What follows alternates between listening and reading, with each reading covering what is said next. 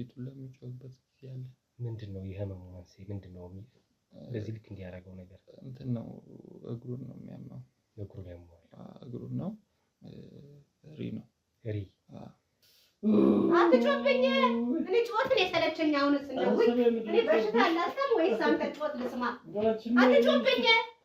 ይሄ ግን ገለጥ ቆመጠ ይለይልሃል። እንዴ በቃ ጊዜ ልጠቀምበት እንጂ ላያግበት። አንተ ስንት ዓመት ሙሉ ዘለ ነው ለዚህ የደረስከው? እናቴ ልዝናናበት ደግሞ ማንም ያንኳኳው እንዳልኩ ነው 22 እና 19 ዓመት ልጅ ነው ያለ። እሱ የ8 ዓመት ልጅ ይዞ ቢመጣ ምን ማለት ማግጦብኝ ነው። ከዛን ጊዜ ጀምሮ የኔና የሱ ህይወት አቆመ።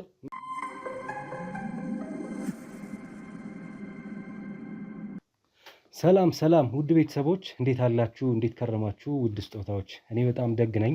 ወንድማችሁ ጋዜጠኛ ሮቤል ዛሬም ተመልሻለሁ። እንግዲህ በአዲስ ኩነት ከአንድ ባለጉዳይ ጋር ማለት ነው። ባለጉዳይ ለካሜራ ጀርባውን ሰጥቶ አንድ ጥቆማ ሊያደርሰን ስለመሆኑ እንግዲህ ነግሮኛል፣ አጫውቶኛል ማለት ነው። ምንድን እንደሆነ እንግዲህ ጉዳዩን እስኪ አብሬያችሁ ነው የምሰማው። ያው እሱም ዝግጁ ነው ጉዳዩን ለመናገር። መኖሪያ ቤቱን የተገኘ ነው። ምንድነው የተፈጠረው የሚለውን አብረን እንከታተል። ላይክ፣ ሼር፣ ሰብስክራይብ አድርጋችሁ ቪዲዮን ጀምሩ። ቪዲዮን ከተመለከታችሁ በኋላ ኮሜንት ላይ ሀሳብ አስተያየት እየሰጣችሁ አብሮነታችሁን አሳዩን። ውድ ቤተሰቦች ወደ እንግዳዬ ልሂድ፣ አብረን እንቆይ። እንዴት አለ ኔ ጌታ? እሺ ሰላም ነው። እንዴት አላችሁ? አለን ይመስገን። እስኪ የመጣንበት ጉዳይ ምን እንደሆነ እንጫወት። ያው ስምህን መናገር አይጠበቅብህም። ያው ለራስህ ለሴፍቲ ስለሆነ ጀርባን ሰጥተህ እየነገርከኝ ያለኸው ጉዳዩን ብቻ አድርሰኝ እስኪ። ያው በመጀመሪያ ስለመጣችሁ ከልብ አመሰግናለሁ።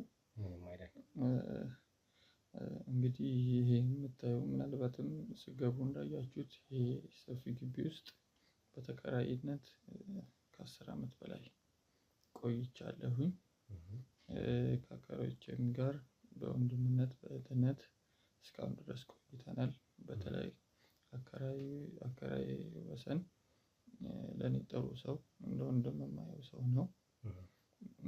ነገር ግን አሁን አንዳንድ የማያቸው ነገሮች ትንሽ አሳሳቢ ስለሆኑብኝ ያንን ነገር ያው ለእናንተ ሚዲያ ወይም ደግሞ ለእናንተ ቡድን ለመናገር ፈልጌ ነበር። በጣም መልካም። እንግዲህ ያው አንተ አንድ ተከራይተህ የምትኖርበት ቤት ውስጥ ነው ያለኸው። ልጠቁመኝ የፈለግከው ደግሞ አከራዮች ጋር በተመለከተ የተወሰነ ጥቆማ ስለመሆኑ ነው ያጫወትከኝ ትንሽ ቀደም ሲል። ስለዚህ አንተ ተከራይ ነህ። አከራዮችን በተመለከተ አንድ ጥቆማ መሰል ነገር ለማድረስ ወይም መረጃ ለመስጠት ነው ማለት ነው የተገናኘንበት። በጣም አሪፍ። እሺ ምንድን ነው ጉዳዩ? እስኪ በሂደት እንዳልኩ አከራይን የተመለከተ ነገር ነው። አከራይ ጥሩ ሰው ነው፣ ግን አሁን ከቅርብ ጊዜ ውጪ ህመም ነበረበት። አከራይ ማለት ነው። እና ባለቤቱ ያው ያንን ነገር ለማድረግ እንግዲህ ብዙ ፈቃደኛ አይደለችም መሰለኝ። ማለት እሱ አልጋ ላይ እየማቀቀ አልጋ ላይ ተኝቶ ኦልሬዲ አይንቀሳቀስም በሚባል ደረጃ ሕክምና ተደርጎለት መዳን የሚችል ሰው ነው። ሕክምና ተደርጎለት የተሻለ ኑሮ መኖር የሚችል ሰው ነበረ። ግን በባለቤቱ ምክንያት ሰውየው አሳሳቢ ደረጃ ላይ ደርሷል ማለት ነው። እና ይህን ነገር እናንተ ምንድን ነው ብላችሁ አሁን እሱ ባለቤቷ እኛንም ማስጠጋት አቆማለች። ቤት ማንም ሰው እንዳይገባ አድርጋለች። ኦልሬዲ ሁሉንም ነገር ይሄ የምናየው ቤቱ ሀብቱ ምናምን የእሱ ነበረ። ግን እሷ አሁን ይህን ሀብቱንም የቤቱንም ኪራይ ምናምን የተወሰነ መኪናዎችም አሏቸው ሙሉ በሙሉ በእሷ ስር እንዲሆን እያደረገች ነው። እና ሰውየው ያልኩህ ወሰን ህይወቱ ከማለፉ በፊት የበኩላችሁን እንድትወጡ ነው እያልከኝ ያለው። ምንድነው ይመስለኛል አከራይክ አቶ ወሰን ይባላል ባለቤቱ፣ የቤታችሁ አከራይ፣ የቤቱ አከራይ። የሱ ሚስቱ ደግሞ ትንሽ አሁን ጤናማ አይነት ሁኔታ ላይ እንዳልሆነ ነው እየነገርከኝ ያለው። ማለትም ህመም እንዳጋጠመው እና በዚህ ህመም ላይ ሆኖ ሚስቱ ደግሞ ለማስታመም እንደ ባለቤት ወይም እንደ ሚስት ፈቃደኛ ያልሆነችበት አይነት ሁኔታ ስለመሆኑና ትንሽ የባህሪ ችግር እንዳለባት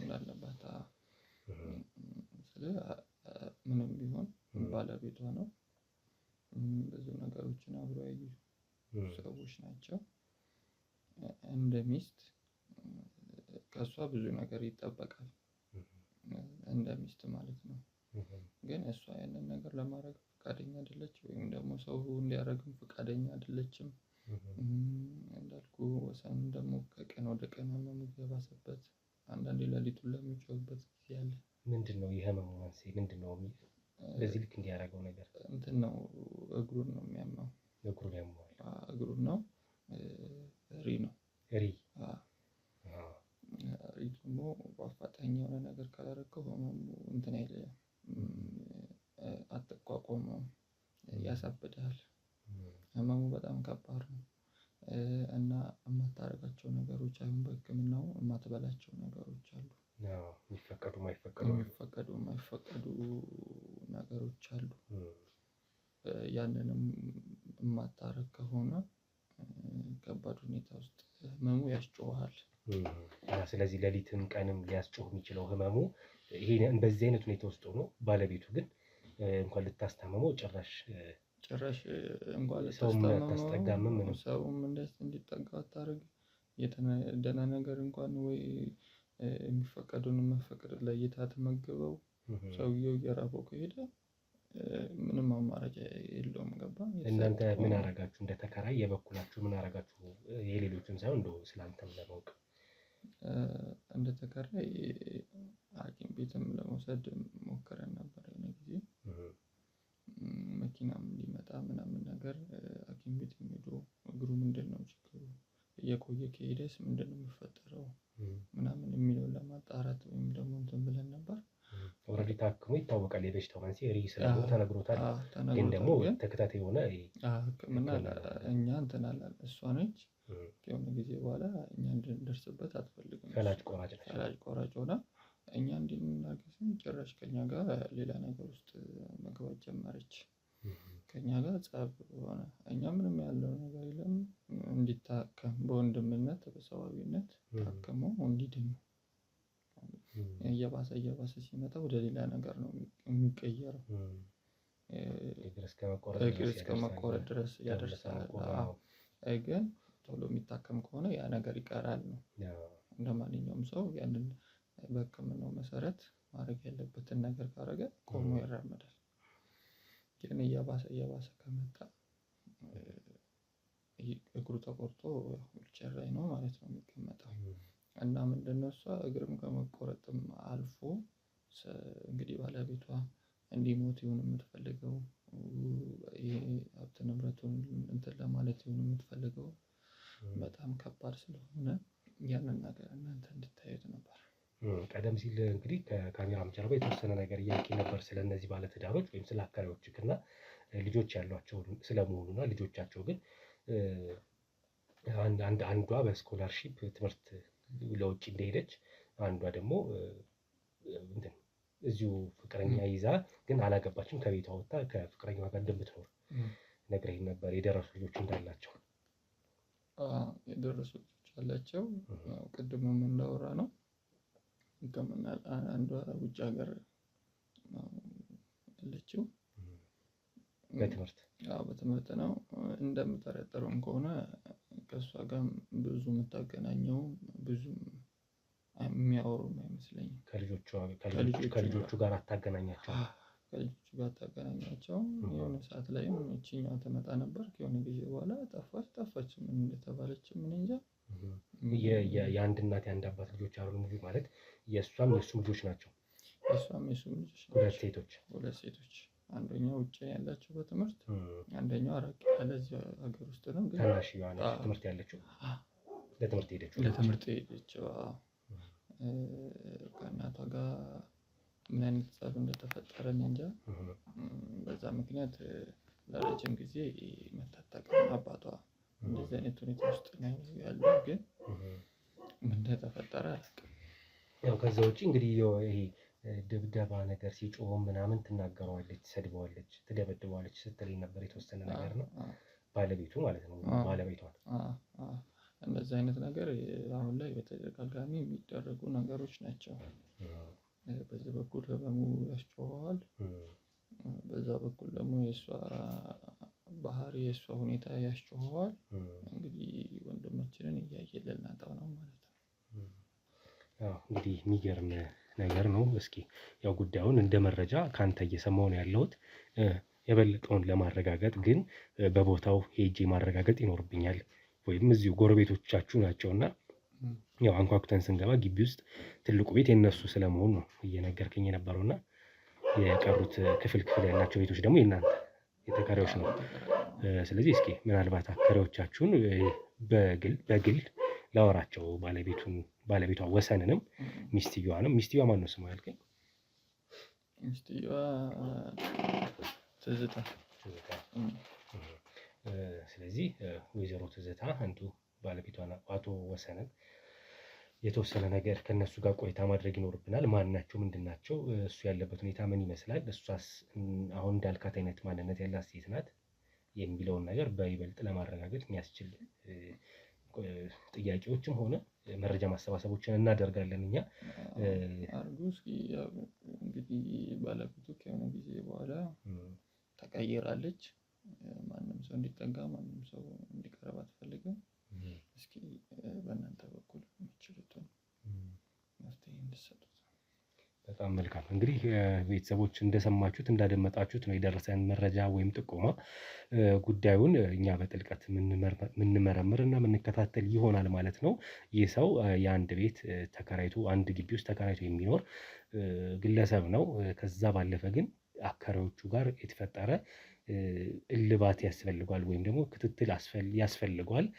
ይታይ፣ ይመርመር። በደል ወይም ደግሞ የሆነ እርዳታ ሊሻ የሚችል ነገር እንዳለ ስለተሰማው መረጃውን አድርሶናል ማለት ነው። ምን እየተፈጠረ ይሆን የሚለውን ነገር እኛ ደግሞ በቅርበት ዋናዎቹን አካሎች ሄደን በመጠየቅ ነው እንግዲህ ጉዳዩን የምናውቀው ማለት ነው። አብሮነታችሁን ከኛ እንዳይለይ አሁንም ውድ ቤተሰቦች ሀሳብ አስተያየታችሁን ስጡን። እንግዲህ ሁሌም እንደምላችሁ ላይክ፣ ሼር፣ ሰብስክራይብ ማድረጉን እንዳትረሱ። እይታ ቀዝቅዟል፣ እየቀነሰ ስለሆነ ያው ወደ ሰዎች ሼር በማድረግ አድርሱት። ግንዛቤ ማስጨበጫም ስለሆነ የምንሰራው ቪዲዮ ማለት ነው። አብረን እንቆይ። የሰው ሀገር የሰው ነው። በተለያየ ምክንያቶች ከሀገር ወጥተው እየኖሩ ነገር ግን ሀገሮት ላይ ምንም አይነት ጥሪት ካልያዙ ምናልባትም ይህን ህልሞን የሚያሳኩበት ጊዜው አሁን ሊሆን ይችላል። ለዚህ ደግሞ ሰመር ሪል ስቴት አዲስ ጥሩ አማራጭ ይዞላችሁ ብቅ ብሏል። በሜክሲኮ ቡልጋሪያ ከአፍሪካ ህብረት ጀርባ አንድ ቆንጆ ቅንጡ አፓርትመንትን እየገነባ እንገኛለን። የእርስዎ ባለቤት ለመሆን የሚጠበቀው 10% ቅድመ ክፍያ ብቻ ነው። ይህም ማለት 755 ሺህ ብር ብቻ። 50% የባንክ ብድርንም እንደ አማራጭ ለእናንተ አቅርበናል። በተሙ፣ በዴቭ፣ በእስክንድርና በሮቤል ከመጡ ደግሞ ለየት ያለ ቅናሽንም ይዘን እንጠብቃችኋለን። ከታች በተጠቀሰው ስልክ ቁጥር ፍጹም ብለው ይደውሉ። ፍጹም ሪያሊቲ ድሪምስ። ሰዎች እንዳደመጣችሁት ይመስል ነበር የደረሰን መረጃ ወይም ጥቆማ። ያው አንድ ግቢ ውስጥ ነው ይሄ ነገር የተፈጠረው። ጥቆማው የደረሰኝ እዛው ያለንበት ግቢ ውስጥ ደግሞ የአከራዮቹን ታሪክ ነው ያደመጥነው። ስለዚህ እዛው ግቢ ሳንወጣ አሁን ወደ አከራዮቹ ቤት ልንገባ ነው ወይም ልናንኳኳ ነው ማለት ነው። ያው የባለትዳሮች ወግ በሚለው ከዚህ ቀደም ስንሄድ በነበረበት አይነት አካሄድ እንግዲህ ስለ ባለትዳሮች ወግ እንስማ፣ እናድምጥ። ባል ምን አይነት ባህሪ ያለው፣ ሚስት ምን አይነት ባህሪ ያላት፣ ስለ እነሱ የተወሰነ ነገር አውቀን ድብቅ ካሜራም ካስፈለገው ድብቅ ካሜራችንን ገጥመን፣ ምክንያቱም ሴትዮዋ ባለቤቷን ታሰቃየዋለች የሚል መረጃን የደረሰን፣ እውነትም ታሰቃየዋለች ወይ እስኪ በግልጽ ሁኔታው የምንረዳበት እንዲሆን ነው ክትትል የምናደርገው። አብሮነታችሁ ከኛ ጋር ይሁን።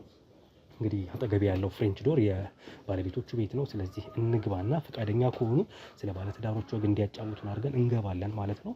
ቆይታችሁን ከኛ ጋር አድርጉ።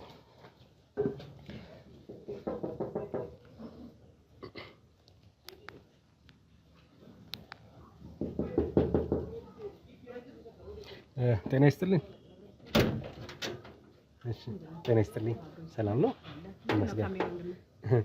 ያው እንግዲህ አካባቢ ላይ አንዳንድ መረጃዎች እያሰባሰብን ነበረ። ያው እኔ መጣሁት ከሚዲያ አካል ነው፣ ከሚዲያ ክፍል ነው። ጋዜጠኛ ሮቤል እባላለሁ። እንደምትመለከቱ የኔም ቤት ካሜራም ይዘናል። አንዴ ታቆመኝ ካሜራውን ያለ ፍቃድ ዝም ብለህ ሰው ቤት ይገባል። ልክ ነው። ድንገታዊ እንዴት ነው የኛ የፕሮግራም ፕላትፎርማችን እንዴት ነው ባለትዳሮችን ስለ ባለትዳሮች ወግ ይጠይቃል ሚዲያችን ማለት ነው። ኮሊ ፍቃደኛ ሰው ነው ካሜራውን ይዘምጠኝ ነው ታብራው። ስለዚህ አንዴ ያስቆምልህ። ልክ ነው። ዝቅ አድርግለት። እሺ ዝቅ አድርግለት። እሺ እኔ መቤት እንግዲህ አካባቢ ላይ ዞር ዞር ስንል ስንቃኝ ስለ እናንተ ስለ ባለትዳሮች ተነገረኝ።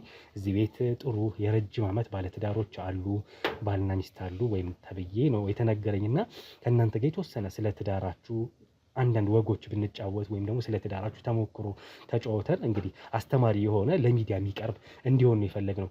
በቀጠሮ ማስያዝ ይቻል ነበር፣ እንደ ይሄ የተለመደ አካሄድ ሆነ። እኛ ደግሞ ድንገተኛ ሄደን እስኪ ቀጥታ ሳይዘጋጁበት ጨዋታ እንዲሁ በቀጥታ እንድንጫወት ያህል ነው ካሜራ ማብረተን ቀጥታ ምንገባው ፈቃደኛ ሲሆኑልን። ያው እሱን ስላደረግን ልክ ነው። ያው አካባቢ ላይ እናንተ ጋር ብቻ ሲሆን 2-3 ቤቶች ተጠቁመናል። አንዱ ባለቤት ፈቃደኛ መሆን አለመሆኑን ላማክረውና በሩን ከፍተን መልካም። እሺ ነው ቤት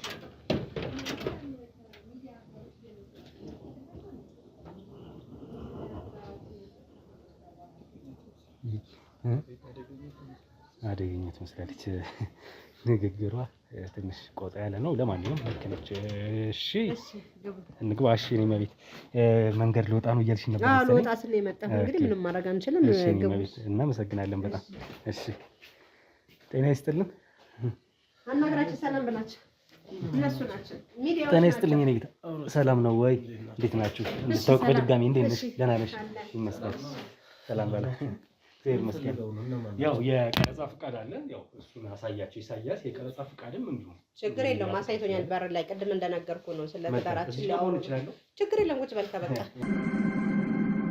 እንግዲህ ዛሬም 2 ጥንዶች ወይም ባለትዳሮች ቤት ተገኝተናል ማለት ነው። ስለ ትዳር ወግ እንጨዋወታለን።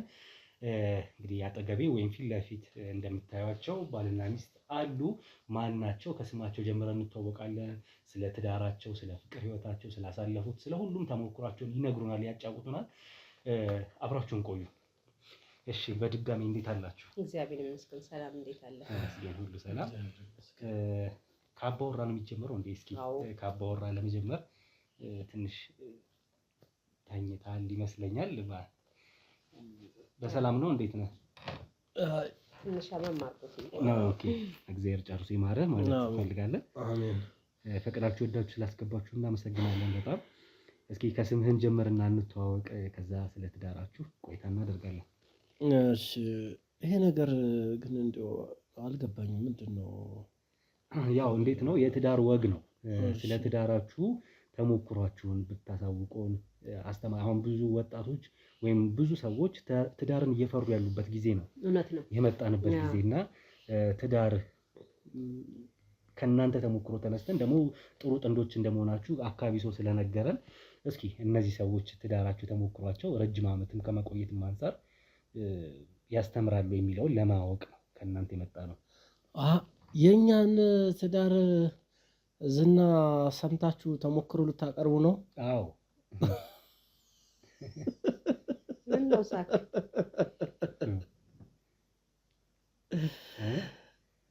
ትዳር እንደው አንተ ፍሬ ልጅ ነበር። ጥሩ ነው። እንደው ከመጣህ ይቀር እንደው ትዳርማ አንደኛ ማን ነበረ ማን አለ ብለህ ነው? እንደው ትክክለኛውን ሰው ነው የመረጥከው። እንደው ይሁን እስኪ ወሰንየለህ እባላለሁ። ወሰንየለህ በጣም አሪፍ። እሺ ያንቺስ?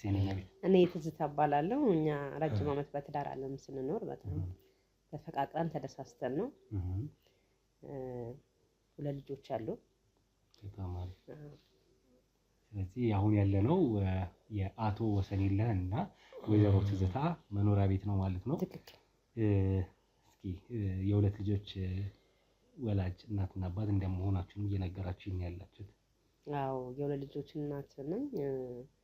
ልጆቻችን አሜንና ሰላማዊት ይባላሉ።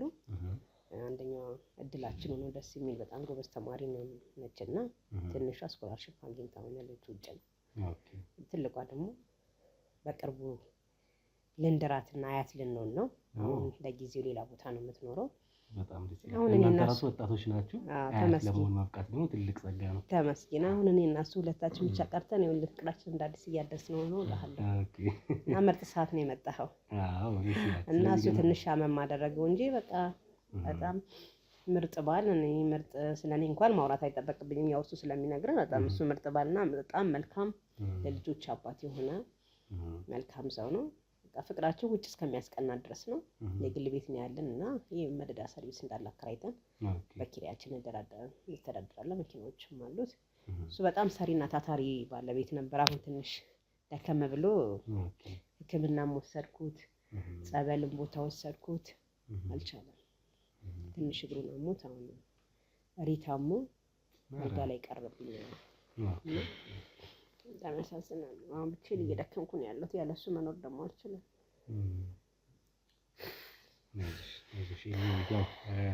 ፈጣሪ ደጉን ቀን ያምጣ፣ ምሕረቱን ይላክላችሁ። ከባድ ነው የሰው ልጅ እንደዚህ ሲሆን። ይህን የመሰለ ወጣት ነው መቼስ እንደምታየው ነው። በጣም ደክሞ ለፍቶ የሚኖር ሰው በድንገት እንደዚህ ሲሆንበት ከባድ ነው።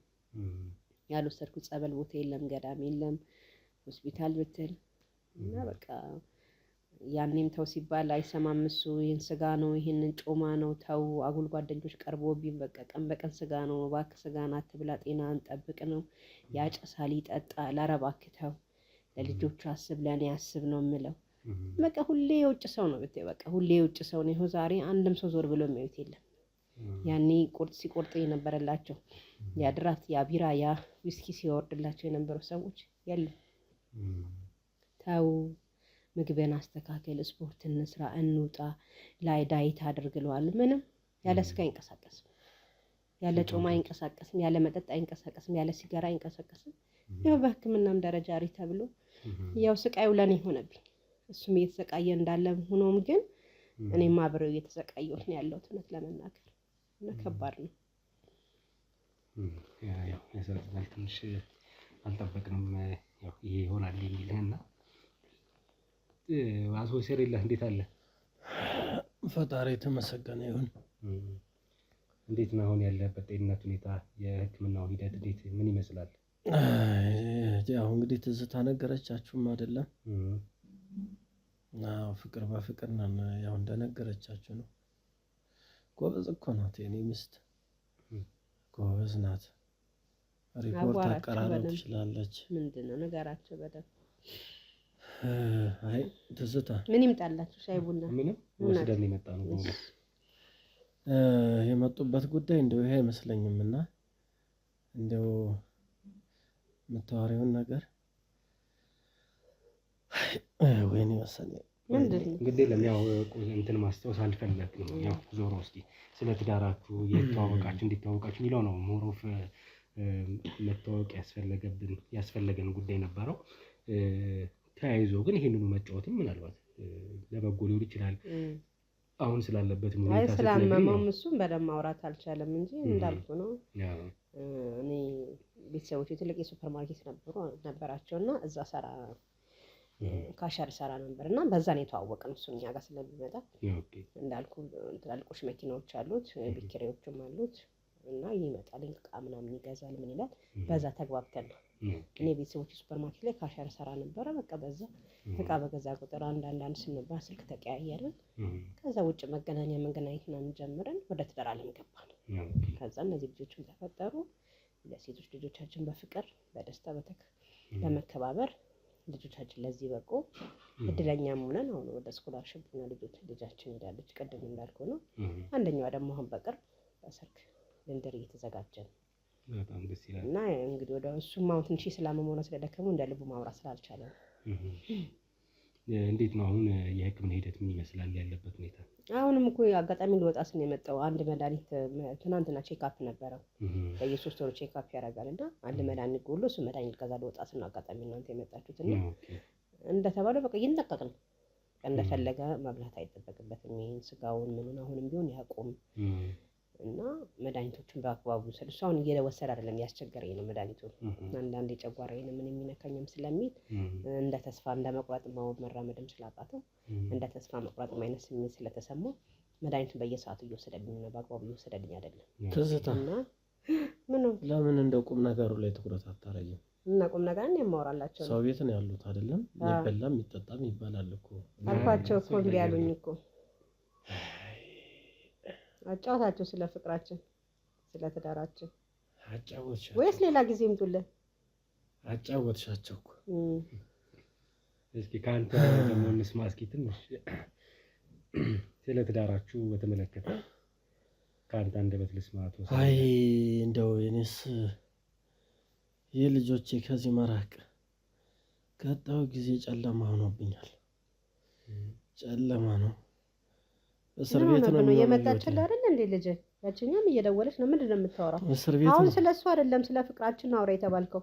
ካልሆነ ይሄዱ ልጅ እኔ መድኃኒቶችን ገዝቼ ልምጣ። ማታወራ ከሆነ በቃ ሌላ ጊዜ ነው አይሻላችሁም? ዛሬ ጥሩ ላይም አይደለም እውነት ለመናገር። አይ እስኪ አሁን እኮ እያወራሽኝ እያለ አስታኮ ስለዚሁ ስላለበት ነው እርዳታ አገዘ ይፈልጋሉ የሚለውን ውስጤን እየከነከነኝ ነበርና እንዳልሽም ደግሞ መድኃኒት ያስፈልገዋል ቶሎ ደርሼ መምጣት ይኖርብኛል እያልሽ ነበርና እስኪ ትንሽ የተወሰነ ነገር እርዳታ እገዛ የሚያስፈልገው ከሆነ በእኛ በኩል ራሱ ስፖንሰርሺፖች ብንፈልግለት የሚል ኧረ ችግር የለውም። ለዚህ አይ አታስብ፣ ለዚህ እንኳን ተመስገን። እሱም አቅሙ አያንስም። በቶሎ አልተደረሰበትም ህመሙ መንስኤ። አሁን እንዲህ ደግሞ ያበቃው አሁን መሄድ አልቻለም ነው ነው አሁን በቃ መራመን በዊልቸር ነው ማደርስ ሆስፒታል እንዳልኩ ነው። ከዛ መኪና ውስጥ አስገብቼ ራይ ጠርተን ነው የምወስደው። በቶሎ አልታወቀም ነበር። እሱ እግሬን ነው የሚለው መጀመሪያ መነሻው እግሬን ነው የሚለው። ከዛ ማነከስ ጀመረ፣ ያዘኝ፣ ሸመቅቀኝ ማለት ጀመረ። የሆነ ቀን ጭራሽ ካልጋ ላይ መነሳት አቆመ እና ያንዴ ገና ሲጀምሮም ራሱ መሄድም አልፈለገም። እሱ እንዳልኩ ነው በቃ ሁሌ የለሰውና የውጭ ሰው ስለሆነ በሽታው ማዳመጥ አይፈልግም። በቃ ኢንጆይ ነው የሚፈልገው እና ይጠጣበታል፣ ይራሰዋል፣ ያጨስበታል፣ ያደነዝዘዋል። ስለዚህ አያዳምጠውም በሽታውን።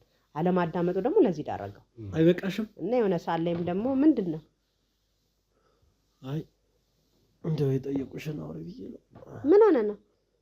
አይ ትንሽ እንትን ያደርጋል እዛ ሰድም ምንም ያደርጋል አሁን ላይ ያለው ደረጃ እንደዚህ እና በየሶስት ወሩ ቼክአፕ አለ። መድኃኒቶች የሚቀየሩ ከሆነ ይቀየሩለታል፣ የማይቀየሩ ከሆነ ባለበት መድኃኒቶችን ይቀጥላል። አሁን የሆነ መድኃኒት ጎሎ እንደገዛል እና እንደ ልብ ማውራትም ስለማይችል በዛ እንዳይረብሽ አንተ እንደዛ ሲል መልካም።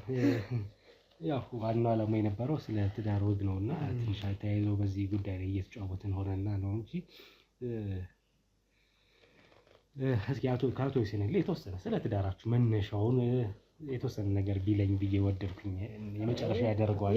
አንቺንም ምናልባት መድኃኒት ልገዛ ስለሆነ ምናልባት ሌላ ወይ በቀጠሮ ቀን መምጣት ካለብን በሰፊው እንጫወታለን። ያሁኑ ግን እችሉ ሰድና እንደው ልውጣ ፈቃደኛ ከሆናችሁ እስኪ አቶ ይሰነል ችግር የለም እስኪ ስለ ወይዘሮ ትዝታ ስለ ባለቤት ንገረኝ እስኪ። ስለ ከተዋወቃችሁ ጊዜ አንስቶ ምን ያህል ዓመት እንደሆናችሁ ልጆችን ትላልቅ ልጆች እንዳደረሳችሁ እየሰማሁ ነውና ምን ያህል ዓመት በትዳር እሱን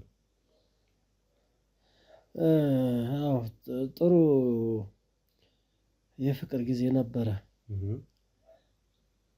አይዞ ምንም አልተመቸም። እሺ ምን ነው እንዴ? አይ ተገፍላክ መቼው ጊዜ ጨልሟል። አንተ ልጅ አይዞ አይ የልጆቼ መራቅ አሳስቦኛል። አይ ወይኔ መሰለኝልሽ። ምን ነው አመመ እንዴ? ወይኔ አሁን ገና ሊያመኝ ነው። አይዞ ወይ ሌላ ቀን ትመጡለት እንዴ? አይሻልም? አይ ምን እናገዝ? ምን መደረግ ያለበት ነገር ካለ ምን አልባት? አይ ምንም ነገር የለም። ቤተሰቦች ምናምን ሞልቷል። ምንም ችግር የለውም። ያው እንዳኩኖሱ ስላመመው ዛሬ እንደለቡ ማውራት አልቻለም እንጂ በደንብ ነበር አብራርቶ የሚያወራልን ስለ እንዴት እንደጀመረን፣ እንዴት እንደደረስን፣ ልጆቻችን እንዴት እንደወለድን፣ እንዴት እንዳሳደግን ያወራልን ነበር። ግን እንዳልኩ ነው ዛሬ ትንሽ ስለሆነም ትንሽ ጥሩ ወይዘሮ ነኝ ነው ያለቻችሁ። ትዝታ ጥሩ ሴት ናት። ፍቅርንም መስጠትንም መቀበል የምትችል አይነት ሴት ናት። ግን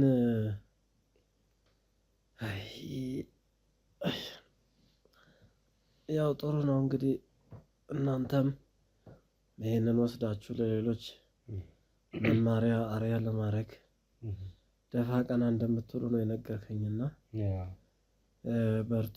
ግን ደግሞ አንዳንዴ አጓጉል ካልሆኑ ነገሮች ይሰውራችሁ፣ ይጠብቃችሁ።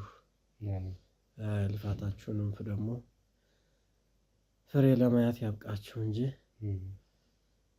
ብቻ ጤና ትልቅ ሀብት ነው። ሁሉም ነገር ሞልቶ ተትረፍርፎ ጤና ተሌለ ሁሉም ነገር ከንቱ ነው።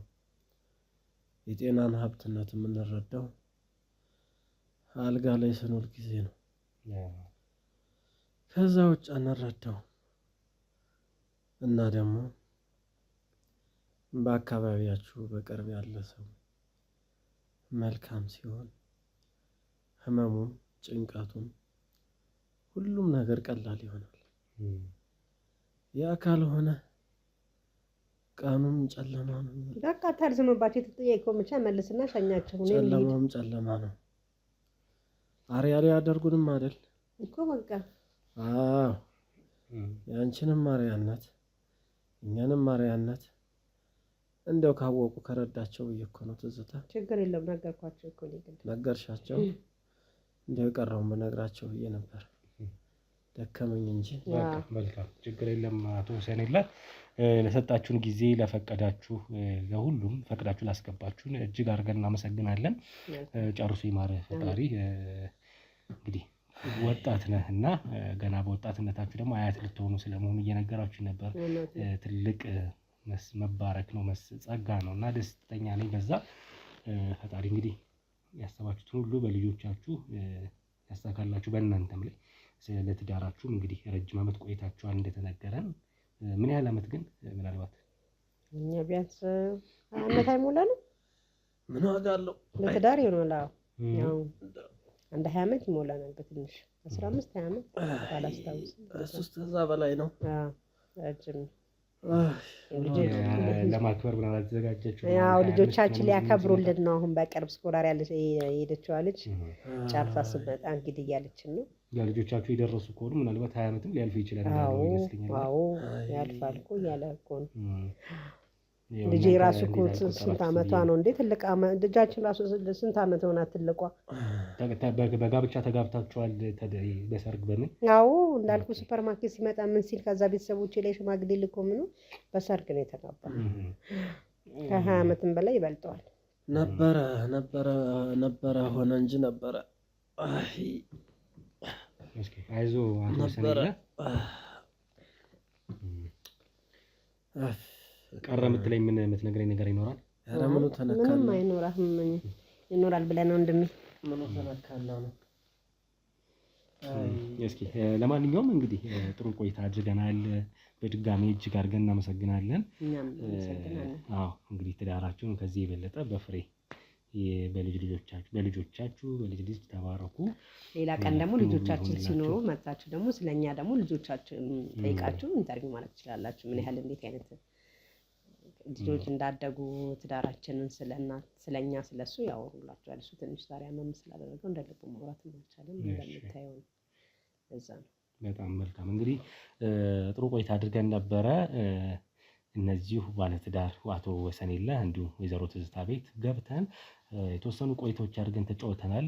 እንግዲህ ብዙ ዓመት የትዳር ቆይታ ልጆች ወልደው ያፈሩበት ሀብት ንብረት ብዙ ያፈሩበት ነው እና ይሄ ትዳር እንግዲህ ከዚህም የበለጠ በዘመናቸው እንግዲህ እድሜ ጤና ረጅም ሰጥቷቸው የተባረከ የልጅ ልጆች የሚያዩበት ፍሬ የሚያዩበት እንዲሆን እንመኛለን።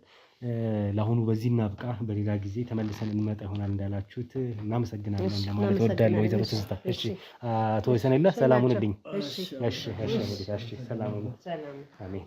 እሺ እንውጣ። ኢሳያስ ዛሬ መርካቶ ላይ ሱቅ የሚገዙበት ዋጋ የዛሬ ዓመት ግን ሱቅ የሚያከራዩበት ሊሆን ይችላል። ከ3.3 ሚሊዮን ሙሉ ክፍያ ጀምሮ ሱቆችን ገንብተን በአንድ ዓመት እናስረክቦታለን።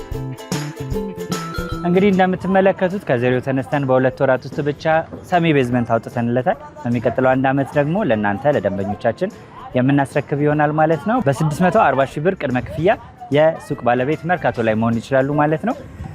ይህንን ሱቅ ስናዘጋጅ ከ11 ካሬ እስከ 32 ካሬ የስፋት አማራጮችን ይዘን መተናል። ያወጣንለትም ከቤዝመንት እስከ 3ኛ ድረስ የተለያዩ አማራጮችን መርጠው መግዛት ይችላሉ። ቢፈልጉ የሚያከራዩት አሊያም ደግሞ ራስዎ ነግደው ትርፉን ማግኘት የሚችሉበት ጥሩ የኢንቨስትመንት አማራጭ ሊሆንልዎት ይችላል። ለበለጠ መረጃና ለሳይት ጉብኝት ደግሞ ከላይ በሚገኙ ስልክ ቁጥሮች ደውለው እኛን ማግኘት ይችላሉ። እናመሰግናለን። ቤተሰቦች እንደደመጣችሁት እንደተመለከታችሁት ይመስላል የሁለቱ የባለትዳሮች ቆይታ ያደረግነው ማለት ነው።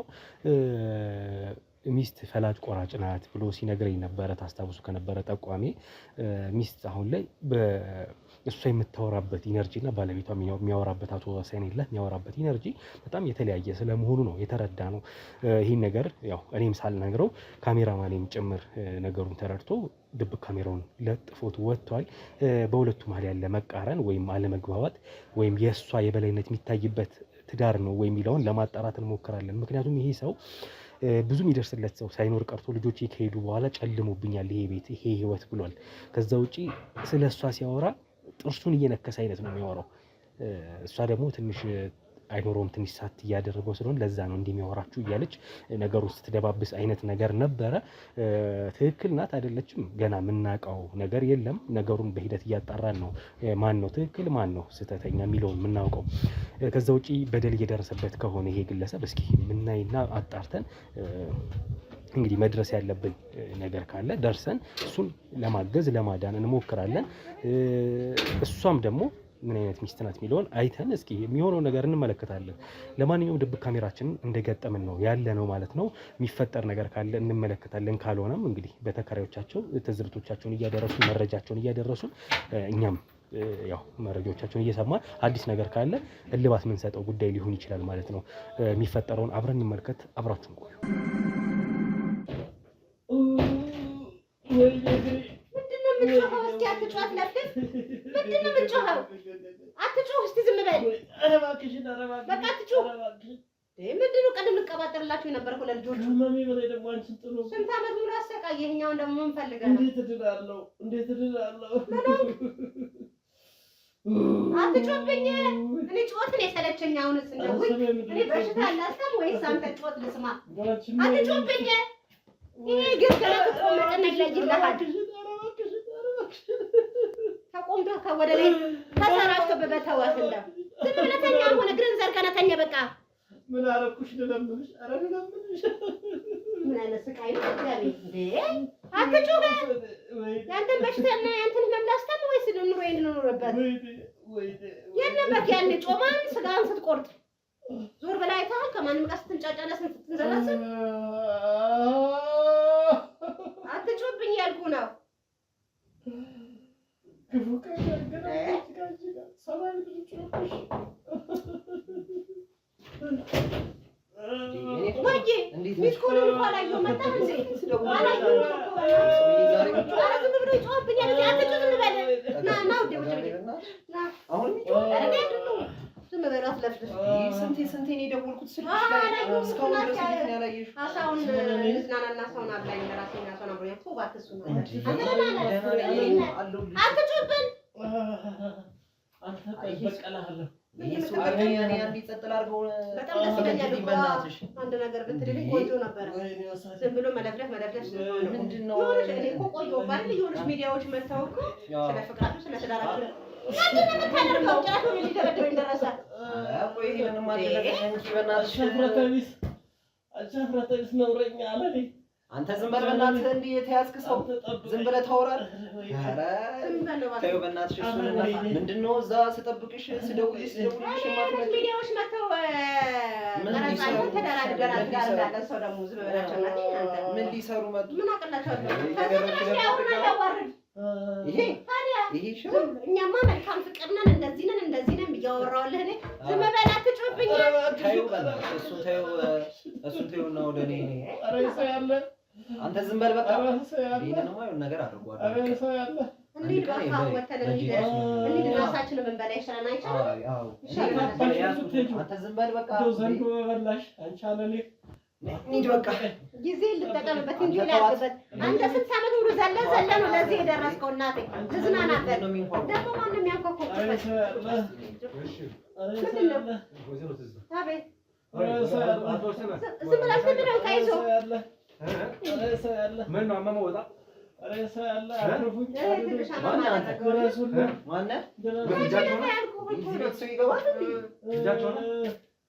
እሱ ዘመድ ነው ሊጠይቀው መጥቶ ምን ነው ድምፁ በጣም ውጪ ነው። አሞት ነው ወንድም ዘመድ ነው ማግባት ይጀምራል።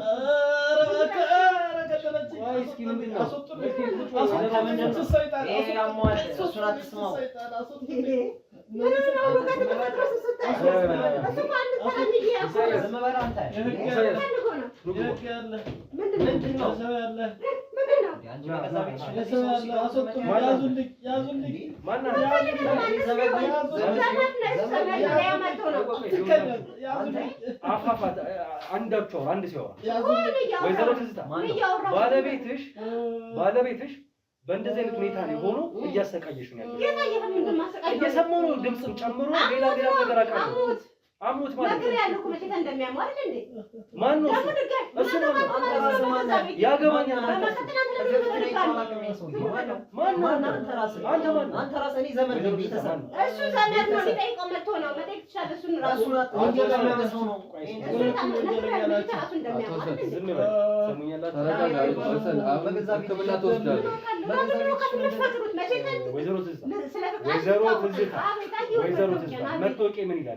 መርማሪ ጋዜጠኛ ሮቤል ይባላል። መርማሪ ጋዜጠኛ ሮቤል። ስለዚህ ምን እናድርግ ወንድሜ? ምን ፈለጋችሁ? ተሰማኛለህ? ሰው የሚኖርበት ቤት ነው። ምን ፈለጋችሁ? ከማን ጋር ማስተማማት አትችልም። እሱ የሚያግዘኝ ነው። ምንድን ነው ተከራዮች እየገቡ ነው? ያዛቸው እሺ። አብዲ ወንጀለኛ ናቸው። ወንጀለኛ ናቸው። ታማሚ ወንድሜ ህግ አካል አስመሳይ አለሌ ሰይጣን አለሌ ሁለቱንም ያዛቸው ናቸው። ሊገሉኝ ነው። አንተ በፈቀድከው ነገር ነው። የት ነው የሚወጣው? እሱ የሚያግዘኝ መራመድ ስለማይችል እሱ ነው የሚያግዘኝ። ከፍ ዝቅ ለማድረግ እሱ መራመድ አይችልም። የሚያግዘኝ እሱ ነው። አሁን ዛሬ ሐኪም ይቀጠራልኝ ሊያግዘኝ ነው እሱ የመጣው ነበር። እንደዛ ነበር። የመድኃኒት ወረቀት እርግጠኛ ነኝ። እንዴ የምን ሐኪም ይቀጠሩ? መድኃኒት ልገዛለት ልወጣ ነው ብለሽ ነው የወጣው? አሁን ባስቸኳይ መምጣት አለበት ተባለ።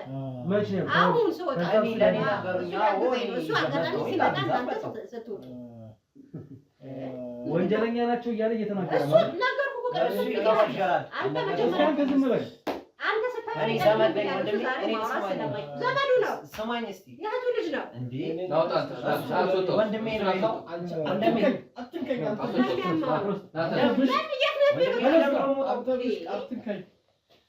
ወንድሜ ለምንድን ነው እንደዚህ ወንጀለኛ ነው? ያዙት፣ ወንጀለኛ ነው። ያዙልኝ፣ ሁለቱንም ያዙልኝ። የህግ አምላክ ሰምኛለሽ። የሳህል ሊገሉኝ ነው። ወይዘሮ ትዝታ ባለቤትሽ ላይ በደል እያደረስሽ ነበር አልነበረ? በደል አልደረሰም። ወንጀለኛ ስለመሆንሽ ራሱ በአንደበቱ እየተናገረ እና ታዲያ ምን ስለሚያማው ነው? የኔ ቁስል አንተ ታውቃለህ? ስንት ዓመት ሙሉ በትዳር ስኖር ምን እንደሆንኩ ታውቃለህ? እኔ ወንጀለኛ ነሽ የምትለኝ የትስ የተለኝ ወንጀል ስሰራ? ወይዘሮ ትዝታ እኔ ማስረጃዎች አሉኝ። ምንም አይነት ማስረጃ የለህም። ዘለኩ ነው ሰው ቤት የገባኸው። በቃ ፍቅረኛሞች ናችሁ ላያችሁ ነው አለቀ። ከዛ በተረፈ ግን እኔ ነኝ የምኖረው ኑሮዬን። እናንተ ፍቅረኛሞች እሱ ምን እንደሚያደርግ ታውቃለህ? ጭምር ናችሁ። በቃ ትዳርሽን ግን እየበደልሽ ያለሽ ምንም አይደለም። ምንም አልበደልኩም። እሱ ስላስታመምኩት ማለት ስለያዝኩት ሐኪም ቤት ስለወሰድኩት ገዳም ለገዳም ጸበል ስለተንከራተትኩ ነው ወንጀለኝነት። ለምን ወንጀለኛ ብሎ ይልሻል? እሱ ልማዱ ነው መለፍለፍ። ለምን ታማሚ አይደለ? ማለት እሱ እየተንከባከበች ያለችው ሚስቱ ለምንድን ነው? ታማሚ ስለሆነና ዝም በል። ምንም ምን ያጭበርበር አይደለም። አታስመስላው እሱ ስላሉ። ይሄ ሰው እግሩም እንጂ ታመመው አይምሮና ማለት እነሱ ምንም ሊያመጡ አይችሉም በኔና ባንተ ላይ። ስለዚህ ዝም ብለህ ለመተንፈስና ለማውራት አትጠቀም። በቀልሻለሁ። አንቺንም ምንም አትበቀለኝ። እሰራላችኋለሁ። ለወሬት ነው የምነሳው። በገዛ ቤት ነው የምነሳው። ከሱ ጋር ቆይታ ማድረግ ፈልጋለሁ እኮ ነው ያልነሳም። እኔ ባለሁበት ነው ቆይታ የምታረገው። ልታወሩ አይደለም? እኔ ባለሁበት ነው የምታወራው እንዴ? እንችላል ከገዛ ቤቴ እሱ በካሜራ እየተያዘ ነው። እሱ የሚለው ተረት ተረት ነው እንዳትሰማ። አሁን አንሱና ምን እኔ ወንጀል የምታረግ እንዳትሞት። ተረት ተረት ነው የምትሰማው። ተረት ተረት ነው። ምንም የሰው ያለ አትበል። እድሜ ለኔ በል። ይሄ ተረት ተረት ነው። እንደዚህ እንደ ሕፃን ልጅ በቀበቶ ስትደበድቢው የታመመው እግሩ እግዚአብሔር ይባርክ እግዚአብሔር ይባርክ። ወይዘሮ ትዝታ እኔ ያለሁበት ስቃይ እናንተ ትዳር አንተ በቀበቱ ስለተመታ ነው እንዴ? እኔ ያለሁበት ስቃይ ለምንድን ነው? እኔ በቀበቱ ልመታ የቻልኩ ለምንድን ነው? ጩኸቱ ነርቨዙ ለቀን ከሌሊት ነይ ውጪ ግቢ የሚለኝ ነገር እና ህክምና ቦታ መውሰድ ነው የተሻለ ህክምና ቦታ ወሰድኩ። ስንት ዓመት ነው ተሸከምኩት እኮ። እስኪ ያመጣ እስኪ አንቺ እሱ ከመታመሙ በፊት የት ነበረ? አንተ ታውቃለህ? ቆስሌን ትዳሬን ቆይ ልጆቼ እንዴት እንዳሳደግኩት ታውቃለህ አንተ? አታውቅም። በቃ እኔም ቅድም ያወራው ልተረተረፍ ነው እሱ የሚያወራው አሁን እኔ ስላየሁት ነገር ነው ማውራት። ተሰቃይቼ እዚህ የደረስኩ ሰው ነኝ። ስለዚህ ዛሬ እሱ የትም ፈንጥዞ የትም ዘሎ ባመጣው በሽታና ታሞ ለተቀመጠ እኔ ወንጀለኛ ልታረገኝ አትችልም። በቃ ቀን በቀን ነው የሚጮህብኝ። ቀን በቀን ኑሪ የሚለኝ አምጪ ነው ውሰጂ ነው ያዢ ነው መተኛት አልችልም። እና ለምንም ነገር እኮ ልክ አለው። በፊት አትብላ አትጠጣ እና በጊዜ ግባ ቤቴ ይበል ትዳሬ ይበል ልጆቼ ይበል ስለ ነበርኩ ጊዜ አንተ ነበርክልኝ። ያን ስቃይ ተሰቃይ አንተ ነበርክልኝ። ዛሬ ለሱ አዝነህ ነው የምትመጣው? ለአንድ ሰው ወገንተኛ ሆነ የማየውን ነገር ነው ማመነው። ልክ ነኝ። አሁን የማየው ነገር ደግሞ እዚህ ጋር የህግ ጥሰት ወይም ደግሞ እሱ ላይ በደል እያደረሰበት ስለመሆኑ የተመለከትኩትን ተመልክቻለሁ። እኔ በቃ ጮቱን እዛ ጋር ድብቅ ካሜራችንን ገጥመን ነው የወጣነው። የሰማነው ድምጽ አለ ከዚህ በፊት ተደጋጋሚ አንቺ ይሄን ሰው ስታሰቃዩ ስትጮሂበት ታሞ መታከም ሲኖርበት ሳታሳክሚው ቀርተሽ ይሄ ሁሉ ጊዜ በስቃይ እያሳለፈ ያለ ሰው ነው። ይህ ሰው እንግዲህ ልጆች አላችሁ። ልጆቻችሁ እንኳን ልጆቼ ከሄዱ በኋላ ጨለማ ሆኖብኛል ይሄ ቤት ሲል ቅድም ሰምቻለሁ በጆሮዬ። እንዴ ቆይ ልጆች ክለብ ላይ ያልጠየቁ አትወሰን የለችም እኮ ነገርኩ። ልጅቷ አንደኛ ስኮላርሺፕ አግኝታ ሄዳለች፣ አንደኛ ደግሞ ትመጣለች። እንዴት ማናገናኝቶኝ ይኸው ድምጻቸውን ልጆች ካረሉም እንዴ ስንት ጊዜ ድምጻቸውን ከሰማሁ ለምን አይፈልጉም እነሱ ዘመዶቼን ልጆችን በየት ማናገናኝቶኝ ማውራት አይችልም እየተባለ ማናገናኝቶኝ እሷ ነች ስለሚተኛ በቃ አታገኘው አንቺ ሌባ ቃሊታኛል ማታ እንደዚህ አንቺ ውሻ ዝም በይ። አሁንማ ቤቱ አልኩ አይደል ይኸውላችሁ አሁን ፊት ለፊት እሱም አለ አንቺ ፊት ለፊት አለሽ። ይሄን ነገር መተማመን ያስፈልጋል። እኔ ደረስኩ የነበረብኝን ቁስል አላየህም ስላላየው ግዴታ እሱ ግን በዚህ ሁኔታ እየተሰቃየ ደግሞ እያለፈ ነው። እሱ በራሱ ባመጣው መዘዝ ነው። በእንዝላልነት ያመጣው በሽታ ነው። በእንዝላልነት ያመጣው መዘዝ ነው። በሽታ እኮ በየትኛውም አጋጣሚ ሰው ሊያዝ ይችላል። ይሄ ሰው እኔ ግን እስከቻልኩት ድረስ እየቻልኩ እያስታመንኩት እኮ አንዳንድ ሰው መቀበል ሳይችል ቀርቶ ሰውነቱ ለዚህ ሊበቃች በዚህ ሁኔታ ጤናውን ሊያጣች ነው ሊሆን ይችላል። ያኔ ተጠንቀቅ፣ አትጠጣ፣ አታጭስ፣ አትውጣ፣ ቤቴ ይበል ትዳሬ ይበል ልጆቼ ይበል። ቢያንስ እሱ ያንን ስጋ ሲበላ ያንን ጮማውን ሲቆርጥ ግን ለልጆቼ ግማሽ አላለም። ስለዚህ ዛሬ እሱ ዘሎ ባመጣው በሽታ ላይ ምን ላድርግ? አሁን እኮ ይኸውልሽ እኔ መቤት የልጆችሽ አባት ነው። ውጭ ብሎ በልቶ መጥቶ ሊሆን ይችላል። ይኸውልሽ በልቶ መጥቶ ነው። ህመሙንም እያስታመንኩ ነው። ህመሙንም እየተረዳሁ እንደዚህ ነው እንደምታስታመን። ሲበዛ ግን ከባድ ነው። አንተ ስላልደረሰብህ እኮ ነው። ቆይ አንቺ በቅርቡ ህክምና ቦታ ወስደሽ ታውቂያለሽ? ይሄን ሰው የጤና ቦታ እስኪ ያሳይ። የተከፈለበት ደረሰኝ የገዛሽበት መድኃኒት የገዛሽበት እስኪ ዛሬ ራሱ መድኃኒት ልትገዢ ነው የወጣሽው? አሁን መድኃኒት ልትገዢ ነው የወጣሽው? ቼክአፕ ነው ማየት ትችላለህ። አንቺ አጭበርባሪ፣ አንቺ ህሊና ቢስ። በኮንዶሚኒየም ዋጋ ሪል ስቴቶችን እነሆ እያልናችሁ እንገኛለን። ፍጹም ሪያሊቲ ድሪምስ ነን። ህልሞን ወደ እውነታ የሚቀይሩበት ትክክለኛ ቦታ ከ7.5 ሚሊዮን ብር ጀምሮ ከኋላ እየተገነባ ያለው ለመጠናቀቅ ቢበዛ 2 ወር አለበለዚያም ደግሞ በ1 ወር የሚረከቡትን ቤቶችን ለእናንተ አዘጋጅተን እየጠበቅነው እንገኛለን።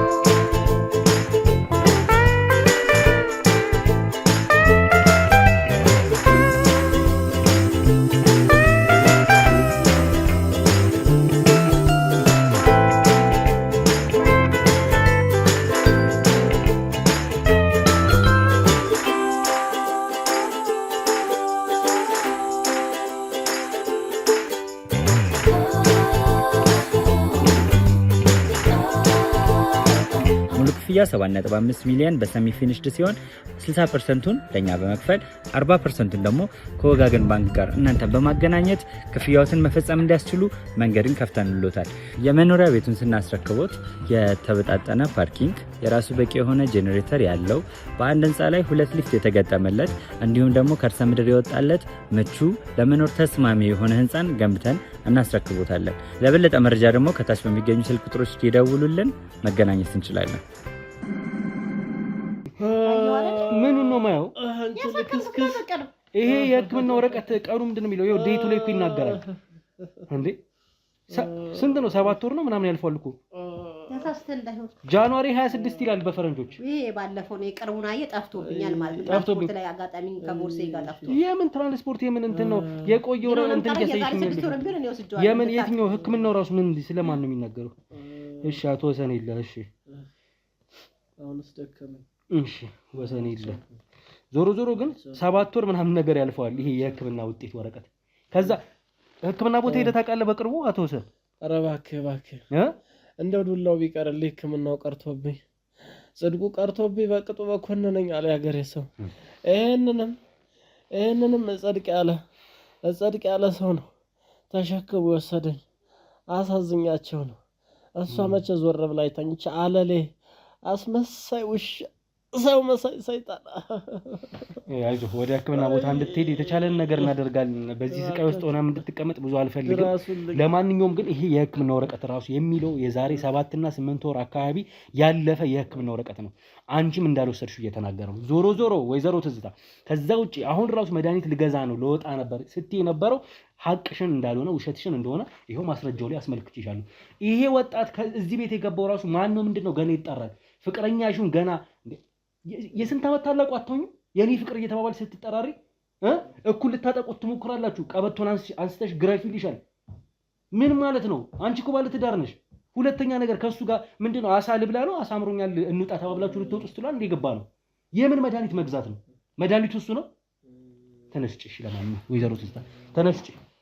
እያንዳንዷን ነገር በህግ እናስጠይቃለን። በመድኃኒዓለም እንዳትለቋት እቺ ቆይ ሰይጣን ትንሽ እኔም ስሜቴ ሆንኩኝ። አቶ ወሰን እንግዲህ በጣም ህመም ላይ እንደሆንክ እየተረዳው ነው ይገባኛል። በፍጥነት በአፋጣኝ ወደ ህክምና ቦታ መሄድ እንዳለብህ ተረድቻለሁ። ግን የተወሰነ ቃልህን ስጠኝና እንደው 5-10 ደቂቃ የተወሰነ ነገር በለኝና ወደ ህክምና ቦታ እንድትሄድ የተቻለኝን አደርጋለሁ ማለት ነው። እስኪ አቶ ወሰን እቺ ሴት ቅድምም ገብተናል። የተወሰነ መናገር የፈለግከው ነገር እንዳለ ተረድቻለሁ። የደረሰኝ መረጃ ነበር ቀደም ሲል የተወሰነ አንስኪ ዝርዝር መረጃውን አንተ ስጠኝ። ስለሷ ንገረኝ፣ ስለ ትዳራችሁ ንገረኝ። ይቻላል ውሻ ልትገለኝ ነው፣ እየደበደበች ልትገለኝ ነው። ማን ነው እዚህ አሁን የመጣው ልጅ? በረሃብ ልትገለኝ ነው። ይሄማ ተከራይ ነው። አንድ ተዋናም ከመንገድ ላይ ገብቶ የሚጫወትብኝ። ይሄም ተከራይ ነው። አይ ወሰን የለ የዱርዬ መጫወቻ እኮ ነው የሆንኩት። ሌሎች ተከራዮች አልደረሱም። እንደዚህ ሁሉ ጊዜ እንደዚህ ተሰቃይ ልጆች አልደረሱም። ምንድነው የተፈጠረው? ቆይ እያመቻቹ ሰው እየጠበቁ ጥላ ጠብቀው ነው የሚጫወቱብኝ። እንደው ሰው እንደው ወንጀል ሲሰራስ እንደው ከሰው ፊት ዞር ብሎ ይደረጋል። እንደው አደራህ ባሪያ ስላሴ ያልተፈጠረች ሰይጣን ፊቴ እኮ ነው አጠገቤ ነው ሁሉንም ነውር ነገር የሚያሳዩኝ። ከዚሁ ልጅ ጋር አይ ልጆችን ለማግኘት አልሞከርክም? በስልክም በአካልም አልመጡም እስካሁን? አችም እስከምትወጣ ድረስ ተጠይቀኝ ነበር። የትኛውን ተጠይቀኝ ነበር።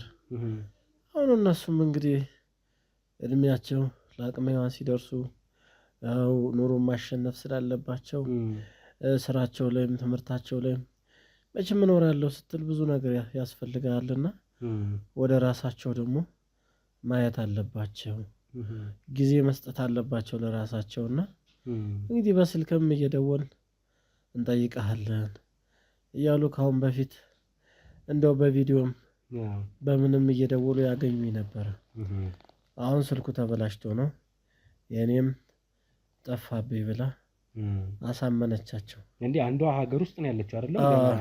ፍቅረኛ ይዛ ከፍቅረኛዋ ጋር ወጣች ነው የተነገረው። እናት አባቴ ቤት ብላ አትመጣም እንዴ? አልፎ ነው የምትመጣ የነበረው። እና ስትመጣ እንዴ አልነገርካትም ነው? ምንድነው? ኧረ ወይ መንገር እንዴት ከትራሴ ላይ መቼ ተነቅላ አፋፌን እያለች እያስቀየሰች እያቋረጠች ተነገርኋትማ ትገለኛለች። ብቻዋን ለማውራት እድል አላገኘውም። ልጅህን? አዎ እድል አላገኘውም። ውክብ ነው የምታረጋት። ቤቱን የሌለ በአንድ እግሩ ነው የምታቆመው። እንደው ቀዝቃዛውን አየር ታሞቀዋለች። በየት በኩል መቼ እድሉን አግኝቼ ይሄ ነገር እንዲህ ሲሆንብክ ምን ያህል ጊዜ ሆነ? ህመሙ ራሱ በአጠቃላይ ምን ያህል ጊዜ ሆነ እንደዚህ በህመም ላይ አሁንማ ከዓመት በላይ ሆነኝ እኮ ከታመም። አይ 2 ዓመት አይሆነኝም ቆየሁ። እየባሰ መጥቶ እንደዚህ ሊያደርግ ይችላል። አሁን ከበሽታዬ በላይ እሷ ነች በሽታ የሆነችብኝ። ህክምናውስ ከሄዳ አታውቅም? እሱ ቀረ፣ ቅንጦት ሆነ፣ ህልም ሆነ። እሺ ወዳጅ ዘመድ ጓደኞች የሉም? ሌሎች መጥተው የሚጠይቁ ዛሬ እኮ ጊዜው የስልጣኔ ነው፣ የቴክኖሎጂ ነው። ሁሉም በራሱ ጉዳይ ይሯሯጣል፣ ይጣደፋል። ካልደወልክ ድረሱልኝ ካላል ሁሉም በየራሱ ጉዳይ ያለውና ዝም ስትል ዝም ነው። ጠልቶህ ላይሆን ይችላል፣ ግን በየራሱ ጉዳይ ሁሉም ይሮጣል። እንግዲህ ይህንን ነገር የምታደርገው አስባ አዘጋጅታ አቅዳበት ነው። ስልኬን ሰባብራ ጣለችው። ሁለቱንም በእሷ ሲም ይዛ ነው የምትንቀሳቀስ። ማንም ሲደውል እሷ ነች የምታነሳው። እንግዲህ ቅድም እንዳልሁ ዘመድም ባይድም ጓደኛም የተቆረቆረም እንዲያው በቪዲዮም እያወራው ብሶቴንም ተነፍስ ነበር። አሁን ሁሉም ቀረ፣ ድፍንፍን አድርጋባሃል። ከነ ድምፁም ቀረ። እስኪ ምናልባት በጣም ከበቂ በላይ የሰጠኝ ይመስለኛል መረጃ። አንተንም ከዚህ በላይ ማስቀመጥ እንዲሁ በዚህ ሁኔታ ማስቀመጥ አልፈልግም። አሁን የተሻለ ቦታ ሕክምና ብንወስድ ፍቃደኛ ነህ? አይ አርጎት ነው አግኝቼ ነው። በጣም ጥሩ አቶ ወሰንለ ከዚህ ቦታ በጣም በአፋጣኝ ወደ ሕክምና ቦታ ሄደ የተወሰኑ እንግዲህ የሕክምና ማስረጃዎችም የቀደሙ ወረቀቶች ካሉ እነሱ አታች ተደርገው እንዲሰጡልን እናደርጋለን። አንተም የምትነግረን ካለ እዚህ ቦታ የነበሩ የሕክምና ዶክመንቶች ሂስትሪዎች አሉ የምትል ከሆነ ቁምሳጥንም ሊሆን ይችላል ከፍቶ ተወስዶ አዲስ ቦታ የተሻለ ሕክምና የምታገኝበት እንዲሆን እናመቻቻለን። ወደዛ እንዲልኩ እናደርጋለን ማለት ነው። አርጎልኝ ነው ወደዚህ ወደ ፍቅረ ሰላም የተባለ ትልቅ ሕክምና ቦታ በጣም ታዋቂ የተባሉ በዚሁ የህመም በሽታ ላይ ታዋቂ የተባሉ ስፔሻሊስት ሐኪም አሉ። ስለዚህ የሆስፒታሉን ባለቤት ናቸው። እሳቸው ጋር ሄደን እንድትታከም የተቻለን ነገር እናደርጋለን ማለት ነው። አይዞህ በርታ። እንግዲህ እንጠያየቃለን። ከዚህ አንተ ሄድና እኛ በህግ የምንይዘውን ይዘን እንግዲህ መጠየቅ ያለበት እንዲጠየቅ፣ ልጆችን መጥተው እንዲጠይቁ ሁሉ ነገር ይደረጋል ማለት ነው። እሺ አይዞህ። እሺ ወንድሜ ካሜራውን አጥፋልኝ። እሱን ወደ ህክምና ቦታ መውሰዳችን አረጋግጠን ከሰዎቹ ጋር ቆይታ አደርጋለሁ። የሰው ሀገር የሰው ነው። በተለያየ ምክንያቶች ከሀገር ወጥተው እየኖሩ ነገር ግን ሀገሮት ላይ ምንም አይነት ጥሪት ካልያዙ ምናልባትም ይህን ህልሞን የሚያሳኩበት ጊዜው አሁን ሊሆን ይችላል።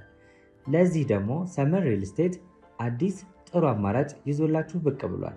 በሜክሲኮ ቡልጋሪያ ከአፍሪካ ህብረት ጀርባ አንድ ቆንጆ ቅንጡ አፓርትመንትን እየገነባ እንገኛለን።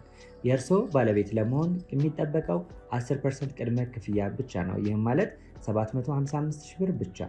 50% የባንክ ብድርንም እንደ አማራጭ ለእናንተ አቅርበናል። በተሙ በዴቭ በእስክንድርና በሮቤል ከመጡ ደግሞ ለየት ያለ ቅናሽንም ይዘን እንጠብቃችኋለን።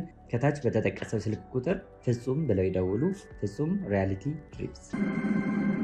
ወይዘሮ ትዝታ አሁን ከዚህ በላይ መካካዱ ሆነ ጥሩ ነኝ እያሉ ማስመሰሉ አያስፈልግም እያልኩሽ ነው ያለሁት።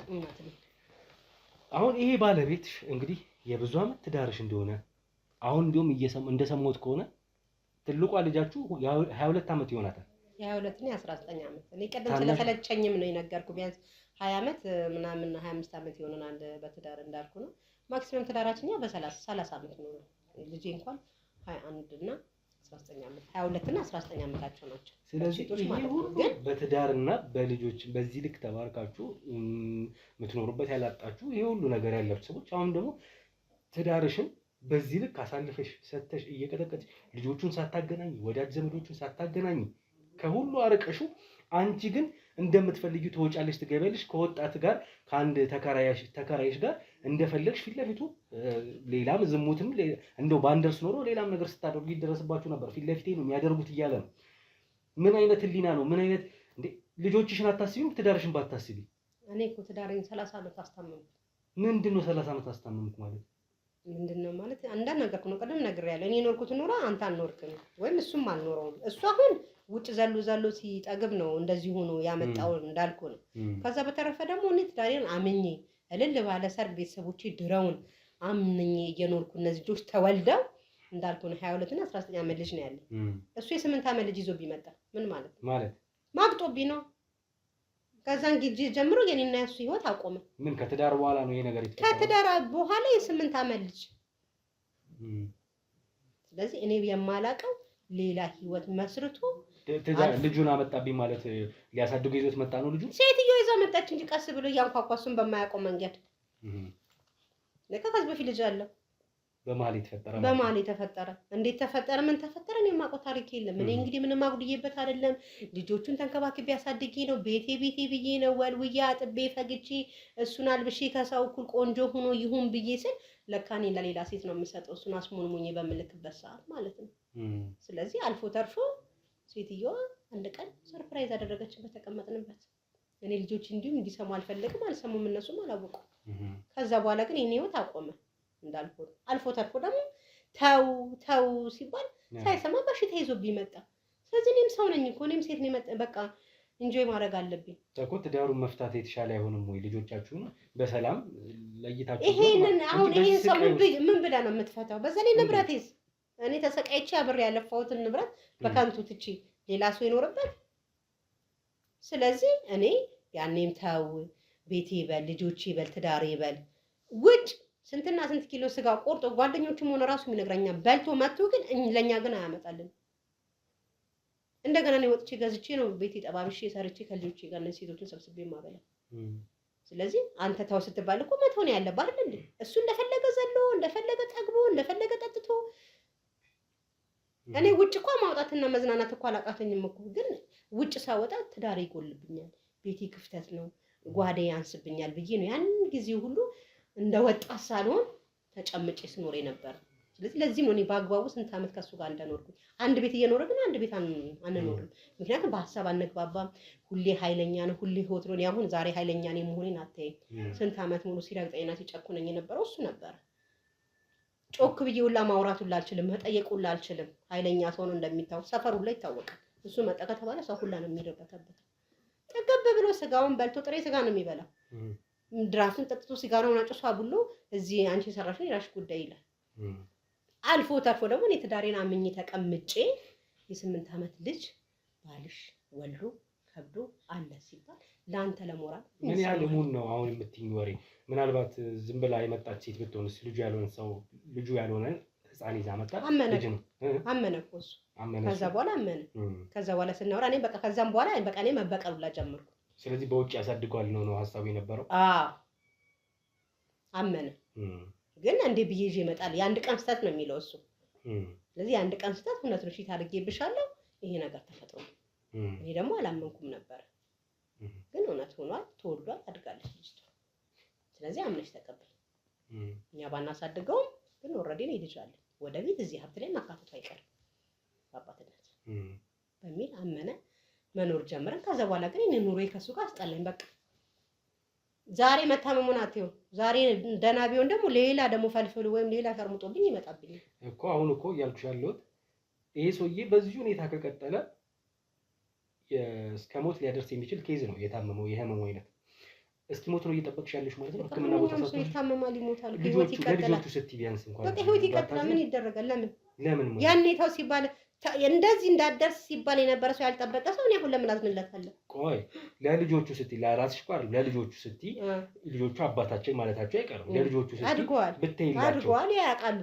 ያኔ ስጋውን ሲቆር ሲጋራውን ሲያጨስ ሴቷ ልጆች አሁን በቅርብ ልታገባ ነው ያልኩ ሁሌ መንገድ ላይ እንዳገኘችው ነው። ተው አባቴ አታጭስ፣ ተው አትጠጣ እንዳለችው ነው እንደመከረችው ነው። ስለዚህ ታውቃለች።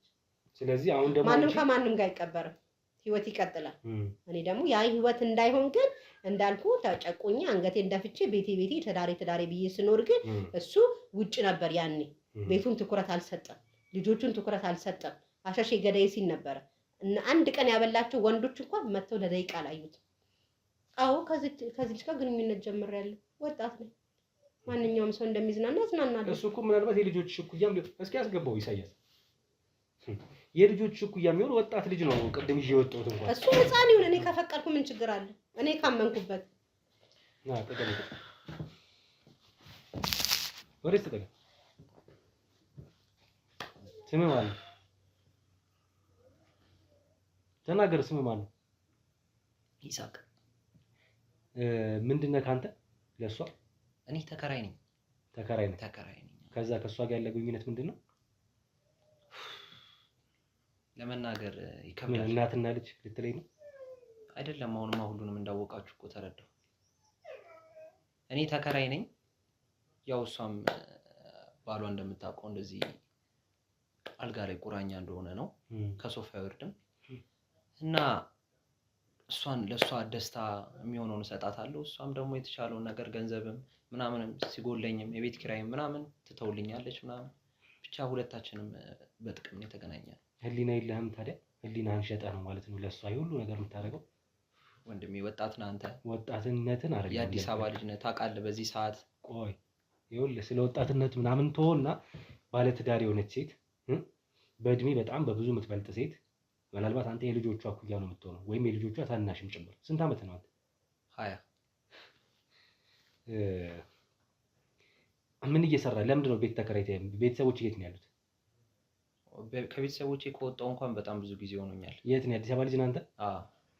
እንዴት በምክንያት ወጣ? ለምን ተከራይተህ መኖር ጀመርክ? ከበፊትም ነው እስር ቤት ነበርኩኝ ለ3 ዓመት። ከዛ በኋላ ስወጣ ቤተሰቦቼም ያው እንደ በፊቱ አይቀበሉም። በልጅነቴ ነበር የታሰርኩት። ከዛም በኋላ ደላላ ምናምን እዚህ ጋር ቤት አለ፣ እዚህ ቅናሽ ቤት አለ ምናምን ብዙ ነገሮችን ነገረኝ። ቤት ውስጥ መግባት አትችልም፣ ወደ ዋናው ቤት ስትገባ ብቻ ራስን ችለህ ከኖርክ እዚህ ቤት ከሁሉም የተሻለ ነው ብሎ ነገረኝ።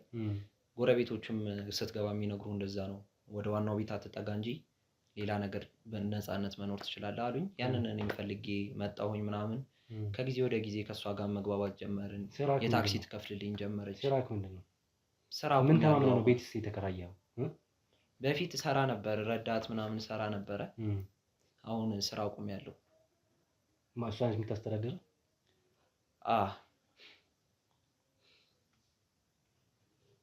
ይህ ሁሉ ተከራይ ባለበት አንተም ተከራይ ሆነ እያለ እንደው ሰው ይታዘበኛል ከዚህ ሴት ጋር እንዲህ ሲያደርግ ስወጣ ስገባ ድምጻችሁ ራሱ ለውጭ ድረስ ይሰማል፣ የምታወሩት ወሬ ማለት ነው።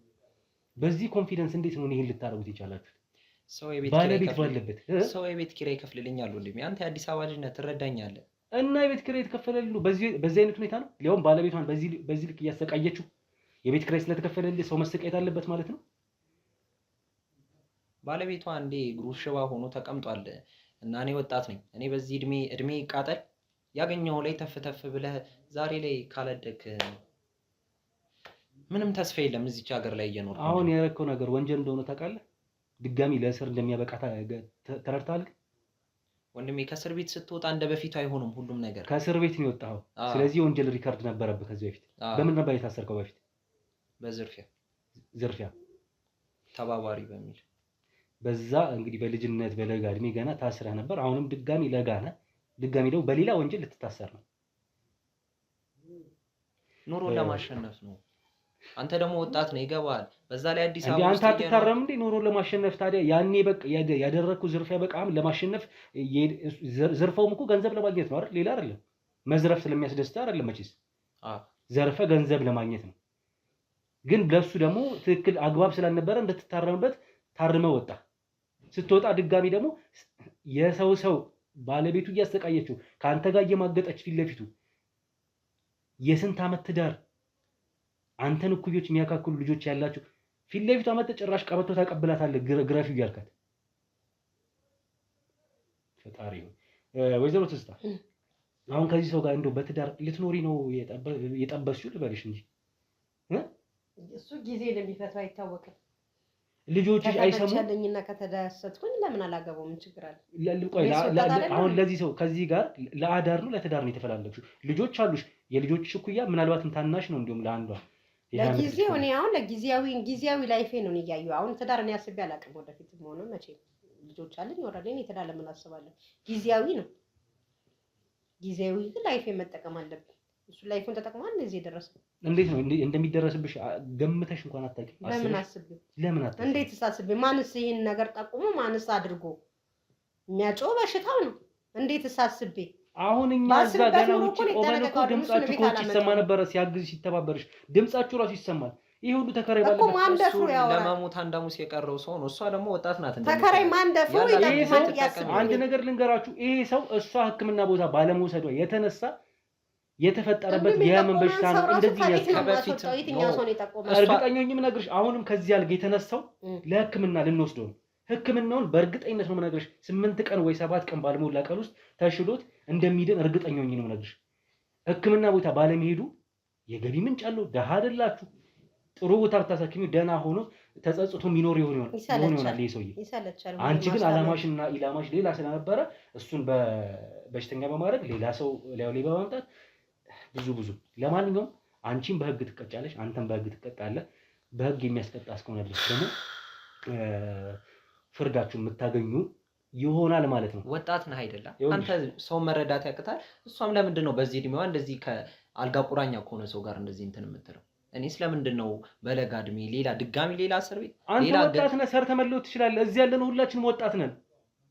እንዴት ነው እዚህ ሀገር ላይ የምትሰራው? እንደዚህ አይነት ነገር ቤተሰቦች አሉ ካረል ቤተሰቦች ጋር መጠጋት ቀን እስኪያልፍ ቀን እስኪወጣ አትጠጋቶ ብቻህን ኑር።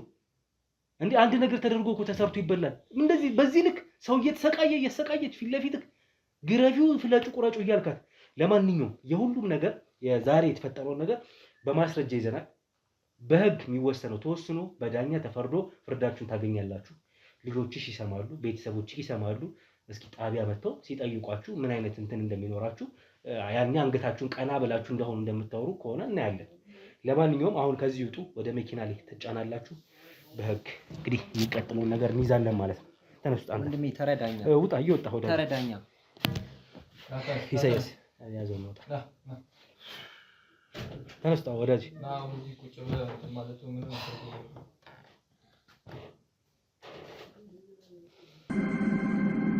በኮንዶሚኒየም ዋጋ ሪል ስቴቶችን እነሆ እያልናችሁ እንገኛለን። ፍጹም ሪያሊቲ ድሪምስ ነን። ህልሞን ወደ እውነታ የሚቀይሩበት ትክክለኛ ቦታ ከ7.5 ሚሊዮን ብር ጀምሮ ከኋላ እየተገነባ ያለው ለመጠናቀቅ ቢበዛ 2 ወር አለበለዚያም ደግሞ በ1 ወር የሚረከቡትን ቤቶችን ለእናንተ አዘጋጅተን እየጠበቅነው እንገኛለን።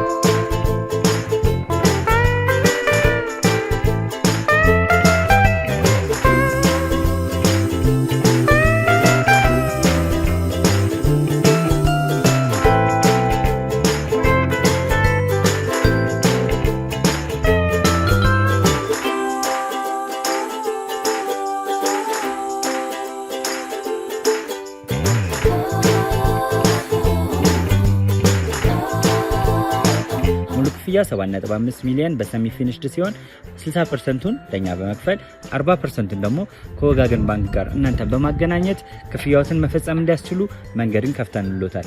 የመኖሪያ ቤቱን ስናስረክቦት የተበጣጠነ ፓርኪንግ፣ የራሱ በቂ የሆነ ጄኔሬተር ያለው በአንድ ህንፃ ላይ 2 ሊፍት የተገጠመለት እንዲሁም ደግሞ ከርሰ ምድር የወጣለት ምቹ ለመኖር ተስማሚ የሆነ ህንፃን ገንብተን እናስረክቦታለን። ለበለጠ መረጃ ደግሞ ከታች በሚገኙ ስልክ ቁጥሮች ይደውሉልን፣ መገናኘት እንችላለን። እንግዲህ በጣም የሚገርም በጣም ብቻ እኔ ቃል ያጠረኝ። ለማንኛውም የተፈጠረውን ነገር እንደተመለከታችሁት ነው። ያልጠበቅነው ጭራሽ እኛ መረጃ የደረሰን ከመረጃው ከተቀበልን አንስቶ ባለቤቱ ለባለቤቷ ለወሰን ጥሩ አመለካከት የላትም የሚል ወይም ደግሞ በህመሙ ላይ ሌላ ህመም እንደሆነችበት ነው የተነገረን በደፈነው። እኛ ደግሞ ነገሩን ገብተን አረጋገጥን። አዎ ህመም እንደሆነችበት። ተጨማሪ ደግሞ ጭራሽ የልጆቿን እኩያ ተከራይዋን ማለት ነው ፍቅረኛዋ አድርጋ ከሱ ጋር ብዙ አሸሸ ገዳሚ አይነት ነገር ማሳለፍ ነው የሚፈልጉት። መድኃኒት ልገዛለት ልወጣ ነው ውጡ ብላ፣ እሷ ግን ከሱ ጋር አሳ ልትገባበዝ ልትወጣ ነበር የነበረው። ለማንኛውም በህግ የሚያዘው በህግ ይያዛል። እንደ ሁልጊዜውም መዳን ያለበት ወይም ደግሞ በደል ደርሶበት ያለው ይህ ሰው ያው እሷ እንደተናገረችው ነው። ምናልባት እውነተኛ ይሁን አይሁን ራሱ አላውቅም መረጃው። ልጅ ይዞ ቢመጣ የ8 ዓመት ልጅ ይሄ በትዳሬ ላይ የተፈጠረ ነው በመሀል። ስለዚህ እሱ ላደረገው ነገር ዋጋ ይከፍላል ያለችው የራሷ ቁስል ይኖራት ይሆናል። ግን እኛ ደግሞ አሁን ስለተደረገው ወንጀል ነው የምናውቀው። የእሱም ቢሆን የአቶ ወሰን እንግዲህ አሁን ባለበት የጤና ሁኔታ ሕክምና በቶሎ በአፋጣኝ እንዲያገኝ ይደረግና በህግ አግባብ መጠየቅ ያለበት ካለ እሱም በፍትሐ ብሔር ወይም በፍርድ ቤት ታይቶ የሚወሰንለት ይሆናል ወይ የሚወሰን ይሆናል ማለት ነው። እኛ ነገሩን ወደ ህግ እናመራዋለን። አሁን ግን እዚሁ ቤት እንውጣና ወደ ህግ ቦታ እንውሰድ። እንግዲህ በሌላ ቪዲዮ በሌላ ታሪክ እስከምንገናኝ ወንድማችሁ ጋዜጠኛ ሮቤል ነበርኩኝ። እጅግ አድርጌ አመሰግናለሁ ውድ ቤተሰቦች። ላይክ፣ ሼር፣ ሰብስክራይብ እያደረጋችሁ ሼር እያደረጋችሁ ሰዎች ጋር አድርሱ። ኮሜንት ላይ ሀሳብ አስተያየት እየሰጣችሁ ማለት ነው። ሰላም ሰንብቱ።